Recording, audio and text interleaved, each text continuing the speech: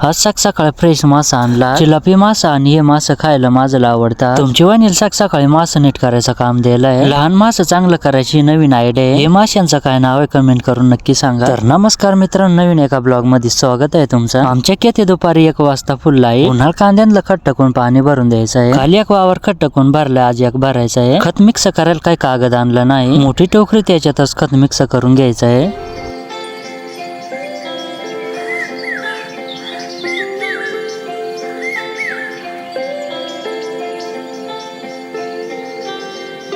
जिथून खट टाकायचं राहिला तिथं टोकऱ्या नेऊन ठेवायच्या. खत एकच टोकरीत नाही मिक्स करेल, 3 टोकऱ्यामध्ये मिक्स करून ठेवलाय. 3 टोकऱ्या तिकडे नेऊन ठेवायच्यात.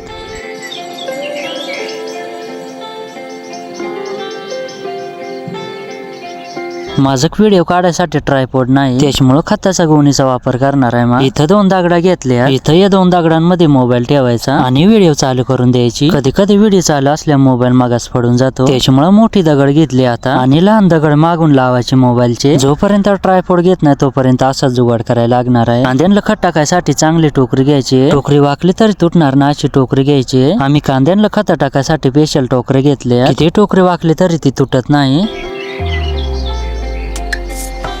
बापू किसान है सब पे अलग, छोरी अपनी पहचान है. सर वाले देखे होगे छोरे तूने सारे, हम गाँव वाले छोरे दी. माझा मोठा मेवना पण कांद्याला खत पोकाय आलाय. येता 50 किलोची गोणच उचलून आणली वावरात. कांद्याच वावर मोठा त्याच्यामुळे 3 गोण्यामध्येच आणायच्या. माझा मेवना खत मिक्स करून फोकी तोपर्यंत मोटर चालू करून द्यायची. भरपूर दिवस झालं कांद्यांना पाणी भरेल नव्हता. मागच्या पाण्याला त्यांना नाशिक मारला था, त्याच्यामुळे पाण्याला खत टाकून भरून द्यायचं आहे. आमच्या शेजारच्या वावरात आली कांदे लावणारी खतरनाक टोळी. कांदा लावणारी टोळी कुठली माहित नाही, पण माणसं भरपूर आहे. आज दिवसभर माझं पाणी भरायचंच काम आहे. कांद्यांना तर नाशिक मारायला पण पूर्ण गबाळ मेला नाही वावरातला. वरून गबाळ मरेलाय पण खालून उपटून नेरल्यामुळे जिवंतच आहे. म्हणजे या गबाळ परत फुटणार आहे. लवकरच पहिली निधनी करून घ्यायला लागणार आहे. थोडासाच भरायच राहिला पण लाईट गेली. आता मोटर चालू करायला पोल पशी जायला लागणार आहे. आम्ही काय मोटरीला ऑटो बसवेल नाही, पायात चप्पल नाही, त्याच्यामुळे स्कूरच्या मोटर चालू करायची आहे. पण मोटर काय चालू होऊ नाही राहिली. आता लाईट कधी येते काय माहिती, तोपर्यंत इथंच बसून राहायचं आहे. माझा बारका मेवना कुक चाला ट्रॅक्टर घेऊन काय माहिती. त्या संग लाईट ना आले मग चला घरी. आता घरपोच ट्रॅक्टर आहे त्याच्यामुळे ट्रॅक्टरवर बसलून चालू घरी. आता आमच्या पावसाळा संपलाय पण रस्त्यानं पाणी काही हटत नाही. घरी येऊन जेवण करून आता परत पाणी भरायला जायचं आहे. विहिरी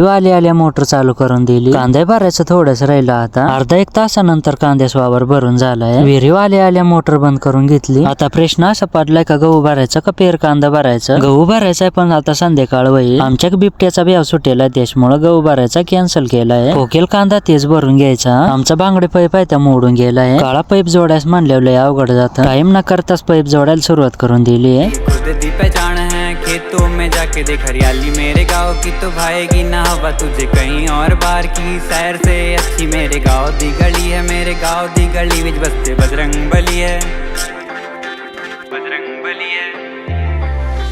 शहर वाले कहते गाँव में रखा ही क्या है, यहाँ ताजी हवा ठंडा पानी पेड़ों की छाव है. शहर से बढ़िया हमारा छोटा सा गाँव, यहाँ बड़ों को सम्मान और छोटों को प्यार है ना. गाँव कम ना शहर बेकार, दोनों का है अलग संसार. हाँ मिले अपनापन वहीं पे तू बसता चल, वहीं पे तू बसता चल, वहीं पे तू बसता चल.